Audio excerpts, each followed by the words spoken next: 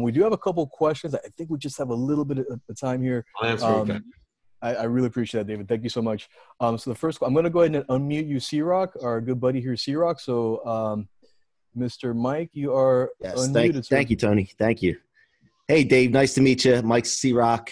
I wanted to ask you if you could go a little deeper into sponsoring and power sponsoring. Some of those nomenclature that a lot of people on the call probably don't understand, may not ask you to go deeper on that.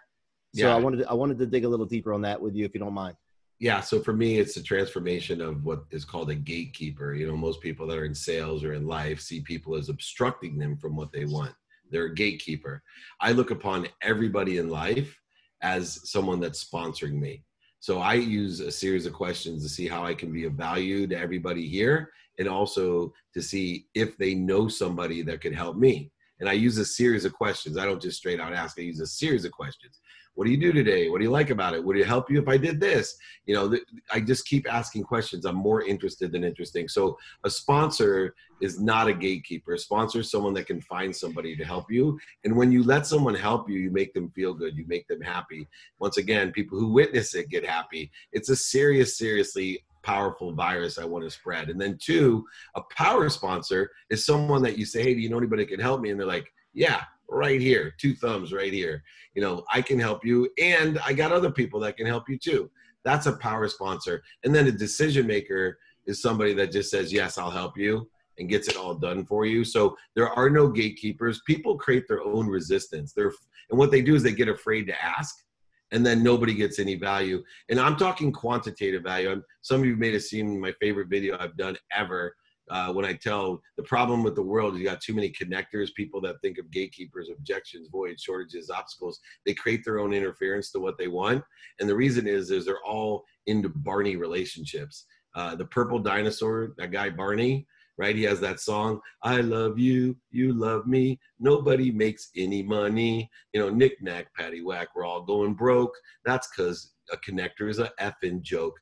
No, seriously, like, be quantitative. Like for me, I want to provide real value, not subjective value. I got enough hugs. I got 4 kids, a beautiful wife, and a puppy dog. If I want a hug, I know where to get them and give them. I want to help people make money, help people, and have fun. You cannot be poor enough to make someone rich, but you can be rich enough to make someone rich. And that's always been my philosophy. I'm not embarrassed about making a lot of money because it comes through me for other people. Greatest things I've ever bought are like community centers in Africa, helping my family out. Nothing is for me anymore. It's all through me. And I hope to inspire you guys to be the same. Thank you very much. And we have another question from Mr. Johannes. I just tried to. Hey, how's it going? How are you? Pretty good. So I was just basically, I want to know, because you spoke about like discipline and habits. So if possible, could you walk us through your daily routine, or what practices early on specifically, and even now, did you do to like implement to kind of maintain or help your consistency with your habits and discipline? Right.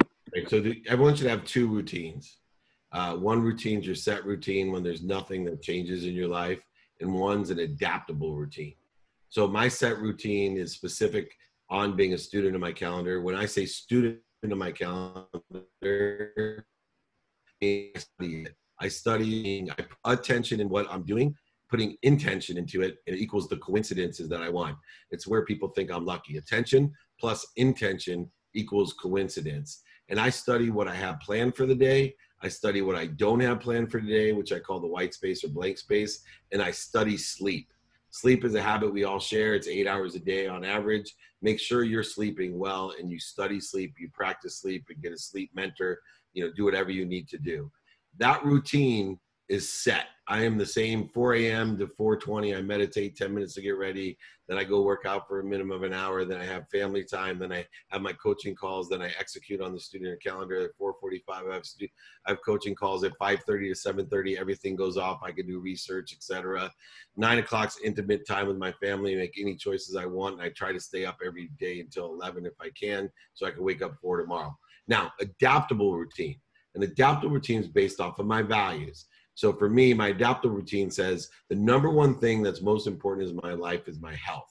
If I don't take care of myself, I can't take care of others. And since everything comes through me, I need to take care of myself. So number one, when I start setting up my day, my routine, when it's adaptable, because, you know, COVID happens, families in town, bachelor party, whatever else happens, I got to travel to Europe, to China, wherever. Number one, minimum 1 hour a day with my health. Two, my family's most important after my own health. Minimum 30 minutes a day with my wife, minimum 30 minutes a day with my 10-year-old son, minimum 2 minutes a day with my 3 teenage daughters. I asked for 5. I'm a good dad. They gave me 2. Minimum of 1 minute a day with my mom to tell her that I'm happy, I'm healthy, I love her, and appreciate her. And then a minimum of 10 minutes a day studying my calendar to execute on the calendar. So adaptable routines, set routines, making sure that you're utilizing and looking at it with attention, intention for the coincidences.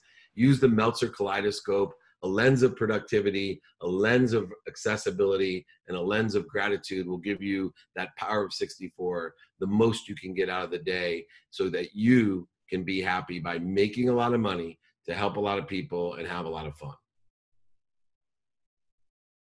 Amazing, amazing, amazing. Mr. Meltzer, I don't know if you have more time. I'll take one more question. I'll take one more. One more question. Then I got the One family. more. I got to hit my family mark. We understand. Completely understand. So let's see, Mr. Tony, would you like to take over to see which is the question that it was in order? So just go in order here, guys. We have a question from Maggie. I will unmute you, Maggie, so you could ask David here. Hi, David. Hi. My name is Maggie. So I have a question. How many years did it take you to accomplish your growth mindset with your goals and accomplishments? Well, I'm still on that journey. I think it's a practice. I don't know if I'm 1% of the way there or 99% of the way there. A big shift in the paradigm for me was 13 years ago, 2 years before I lost everything. I lost over $100 million in 2008. 2006, I'm going to end with my favorite story. Sorry, Tony, I'm sure you've heard this one, but I have to tell it. This is where my practice started. When I was 30 years old, my father, who was estranged, he left when he was 5. He was my superhero till I was 10, but he forgot my birthday at 10 and then lied to me and said he didn't believe in birthdays. So I hated my father because he was a liar, a cheater, a manipulator, a back-end seller, and I didn't respect him at all. But at 30 years old, my dad gave me, and this was in 1998, to give you some dates. In 1998, my dad gave me a jacket for my birthday after 20 years of not having a birthday present. And that jacket, I was crying when I put it on because it fit perfectly. And I opened the jacket and he had torn out all the lining and pockets. I got furious once again, called my dad, attacked him and said, "What's going on? Why are you punishing me? Why would you do this to me? Why would you give me a jacket I can't wear?" And he said, "It's because it's not for wearing.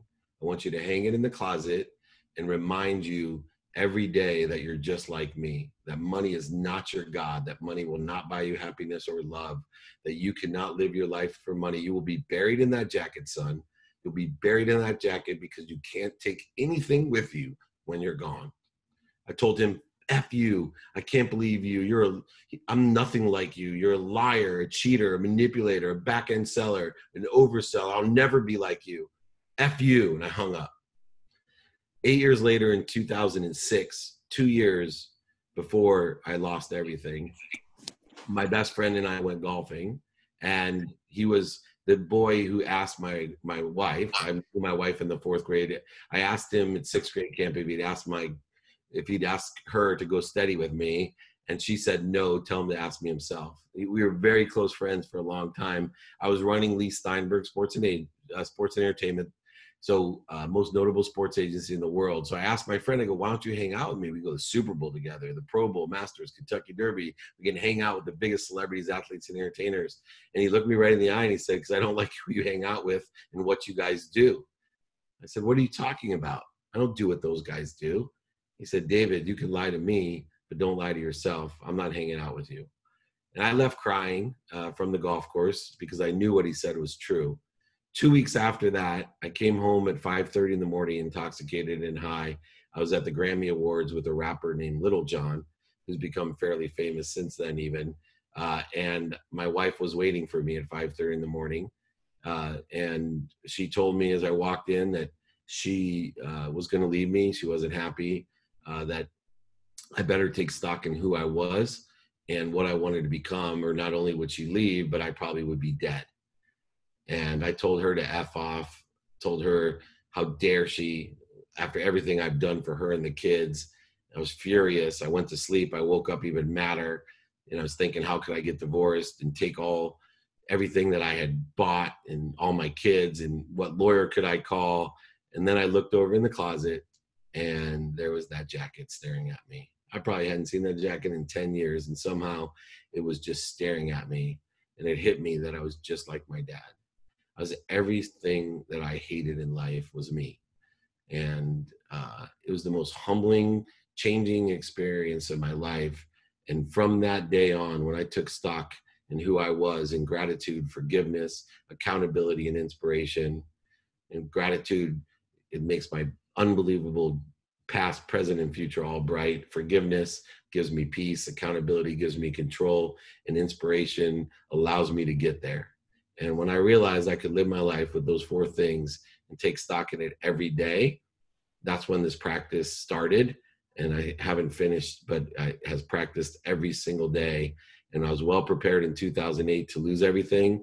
And I'm well prepared in 2020, well prepared to not only, prosper myself, but allow and help other people prosper as well. And I appreciate all the time that you guys spent with me on a Sunday night. And please email me. If everyone can register for my free trainings, Tony, if you can get the registration link, I'd love for everyone to join me. If you can't make it, I'll send you the replay if you register. Text me at 949-298-2905. I'll do anything to help you. Sir. Thank you so much.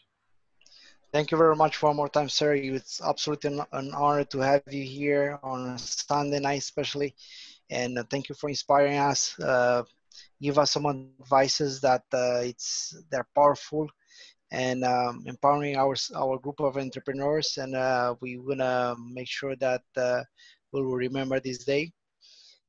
And we're gonna follow you forward on you, and make sure we're gonna have it for the rest of the community that we have here, the rest of the entrepreneurs that they were not able to join us tonight.